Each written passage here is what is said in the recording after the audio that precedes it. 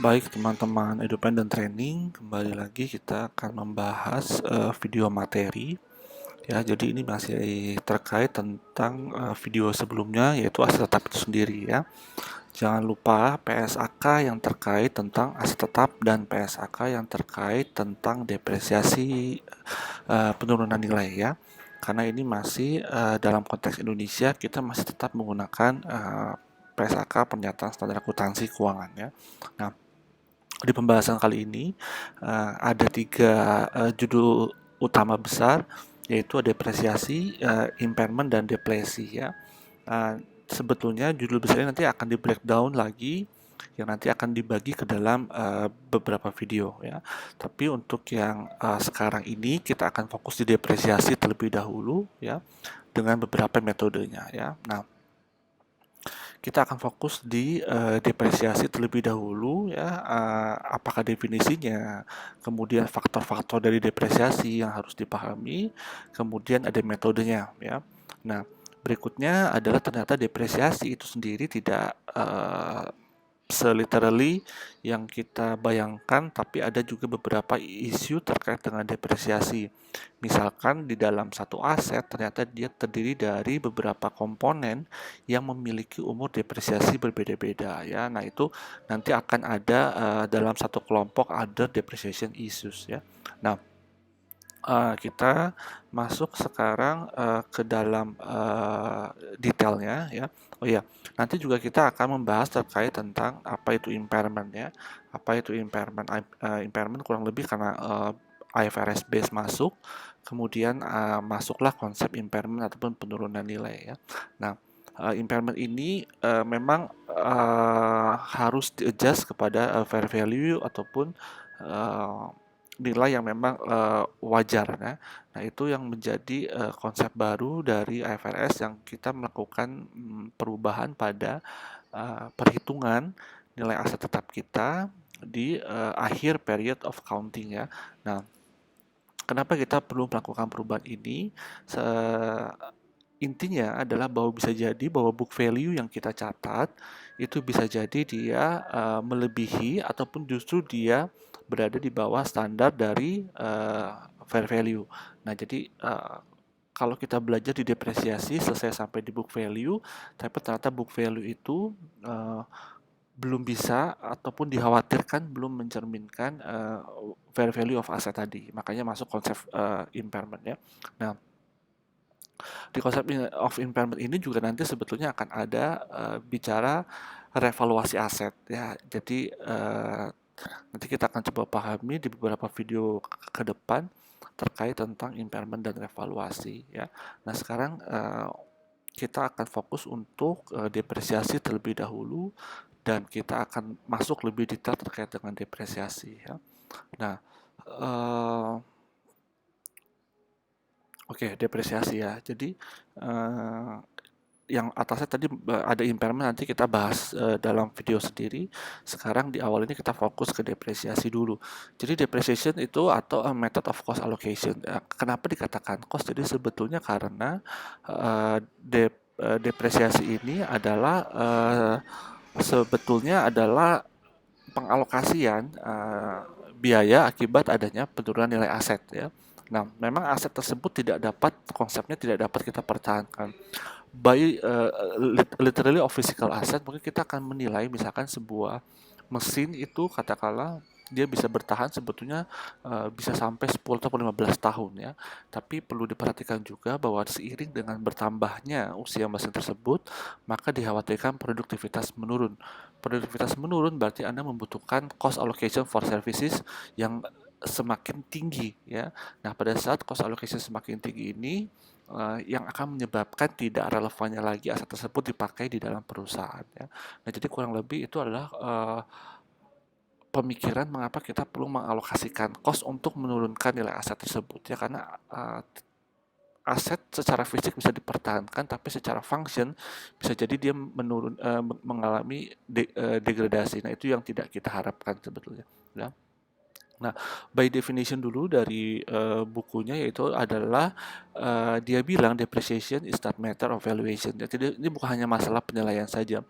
Rather dia bilang depreciation is a means of cost allocations. Depreciation is the accounting process of allocating the cost of tangible asset, ya. Sudah dinotit bahwa ini adalah tangible asset to expense in a systematic and rational manner. To expense in systematic, ya, and rational manner, ya. Sistematik berarti kita akan menggunakan measurement yang memang bisa secara sistematik memang by timing kita bisa ukur, ya. Kita mau misalkan per bulan mau kita bikin depresiasi bisa, per tahun bisa, ya. Semua bisa untuk dipertanggungjawabkan dan and a rational manner. Jadi rasional itu artinya kita mengalokasikan sesuatu based on knowledge, based on our knowledge yang terbaik untuk bisa secara rasional mengalokasikan cost tersebut, ya. Artinya bahasa mudahnya adalah kita tidak pernah asal-asalan untuk mengalokasikan such an amount, ya, yang kita akan expense-kan menjadi beban depresiasi, ya. To those period expected to benefit from the use of the asset, ya.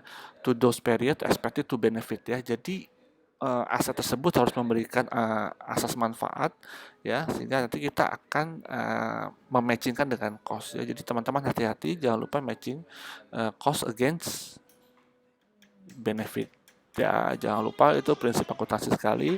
When you earn benefit maka there should be cost, ya, bersama dengan benefit tadi, ya. Nanti kita akan masuk itu definisinya. Nah, kita akan lihat ada 3 faktor utama. Saya sudah kasih warna kuning di sini. Factors involved in the depreciation process, ya. Nah, ada 3. Yang pertama adalah depreciable base itu sendiri, ya. Depreciable base itu sendiri artinya jumlah yang memang akan dikenakan ataupun yang akan menjadi depreciable base, ya. Jumlah nominal amount yang akan dijadikan depreciable base itu sendiri, ya. Nah, teman-teman seharusnya mungkin sampai di level ini sudah bisa memahami bagaimana calculation untuk menghitung depreciable base itu sendiri, ya. Nah, kemudian yang kedua ada useful life, ya.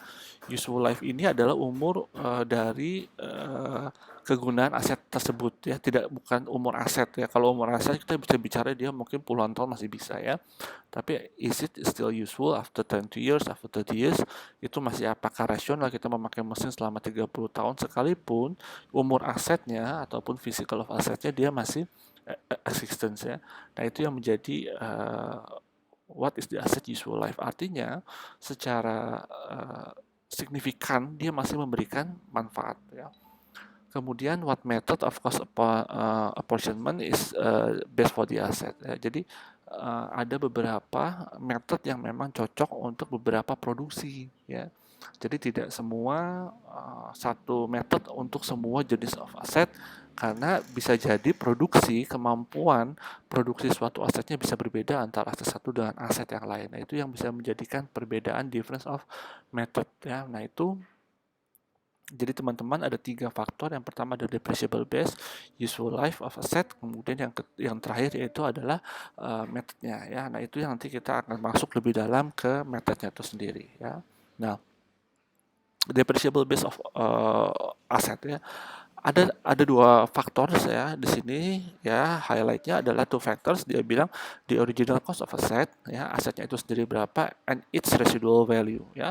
Jadi memang residual value definisinya adalah sudah saya highlight kuning di sini, amount that a company will receive when it sells the asset or remove it from service, ya. Jadi di dalam aset tersebut sebetulnya in the end of useful life asetnya kita masih expecting sum of recovery amount, ya. Sum of recovery amount ini yang kita bilang residual value, ya, yang memang tidak habis langsung nol, ya. Nah, tapi disampaikan juga di buku ini bahwa from a practical standpoint dia bilang companies sometimes dibilang often assign a zero residual value, ya. Some long-lived asset however have a substantial residual value, ya. Jadi memang ini kembali lagi tidak ada tidak ada peraturan yang secara rigid mengatur, akan tetapi itu dikembalikan kepada policy dari setiap korporasi ya. Jadi depreciable base of assets simple, dia rumusnya adalah original cost asset itu sendiri yang kemudian dikurangi dengan residual value ya. Nah, berikutnya kita masuk kepada estimation of service life ya. Nah, tadi yang bicara terkait poin nomor 2 ya. Estimation of service life ya. Nah, jadi saya langsung highlight ke substance-nya bahwa Bata Company dia bilang may not use the equipment for all the time because the cost of producing the product in later years might be too high ya. Jadi perusahaan ya, a piece of machinery dia bilang may be physically capable ya. Anda mau menggunakan mobil sampai dengan 15 tahun juga mungkin Anda melihat masih ada yang capable ya. Artinya dia masih bisa berjalan di jalanan, masih bisa berfungsi layaknya sebuah mobil, akan tetapi ada cost of services yang mungkin kita tidak ketahui dan itu sebetulnya akan memberikan dampak pengurangan revenue ya, akibat cost of services antara mobil yang umurnya 5 tahun dan mobil yang umurnya 15 tahun itu menjadi sangat signifikan berbeda ya. Nah, itu yang menyebabkan a piece of machinery might be physically capable of producing a given product for many years beyond of its service life. But the company may not use the equipment for all the time because the cost of producing the product in the later years may be too high. Ya, jadi seiring dengan kenaikan alat-alat bahan-bahan produksi, raw material, bahan tenaga kerja, ya. Nah, jangan sampai juga kita menambahkan dengan biaya service of asset yang semakin tinggi ya. Itu kita hindari ya. Nah, kita masuk kepada we can classify warna biru ini, we can classify the economic or functional factors into 3 categories ya. Nah, sebetulnya mengapa kita perlu membatasi ya, to limit the useful life of asset ya. There are 3 categories that we should put on our attention. Pertama adalah inadequacy ya. Apa inadequacy? Result when an asset ya to be useful to company because the demand of the firm have changed ya.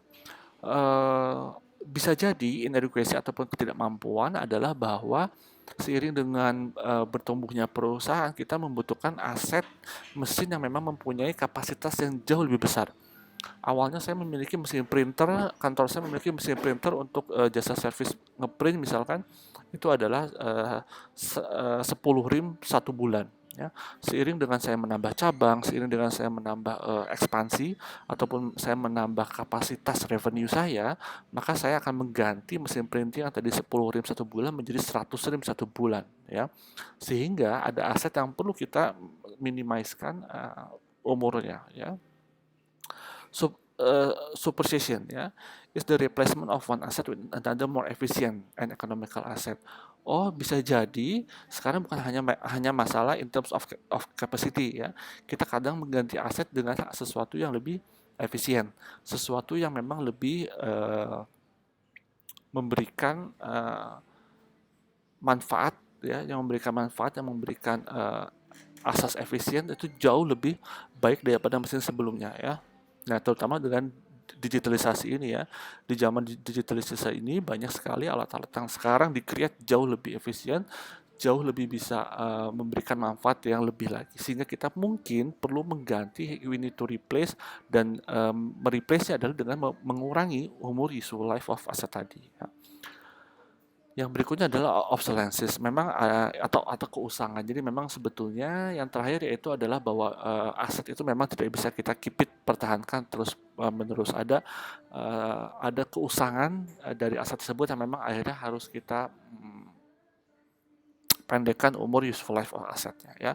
Jadi ada 3 faktor dari useful life of asset yang menyebabkan kita harus mengurangi ataupun meniadakan aset tersebut ya. In education, in terms of capacity, we need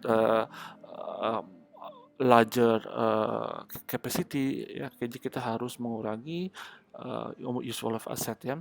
So precision in terms of efficiency ya. Sometimes we need to replace our old machine with the new machine yang memang itu more efficient. Kalau more efficient logikanya adalah revenue perusahaan itu menjadi jauh lebih bisa diselamatkan. Misalkan apa? Anda mengganti mesin dengan kapasitas consume of electricity yang jauh lebih hemat dibandingkan dengan mesin sebelumnya. Kadang-kadang kita menemukan ya beberapa mesin dengan consuming electricity yang jauh lebih hemat dibandingkan dengan mesin lama ya. Nah, berikutnya adalah obsolescence ya, ataupun memang mesin tersebut memang sudah waktunya usang ya. Nah, itu 3 faktor dari useful life of asset yang bisa menyebabkan semakin pendeknya umur fungsi aset tersebut ya. Nah, bicara methods of depreciation, ini adalah faktor yang ketiga, yaitu adalah jadi tadi yang pertama ini masih terus continue. Yang pertama adalah depreciable asset, depreciable base ya, jangan lupa original cost minus residual value ya. Sometimes residual value could be zero ya, could be zero. It depends on how corporate they have their own policy. Kemudian yang nomor 2 yaitu adalah terkait tentang useful life asset ya. So there are 3 categories yang kita bisa konklusikan untuk memperpendek umur useful life asset ya, akan ada 3. Nah, sekarang methods of depreciation ya. Kurang lebih ini yang akan kita pakai di dalam chapter ini. Activity method, straight-line method, kemudian accelerated method ya. Accelerated method dibagi jadi 2, ada sum of the digit dan declining balance method ya. Yang sering kita commonly dengar yaitu adalah straight-line method ya. Straight-line method ini memang sering kita pakai karena memang paling mudah ya.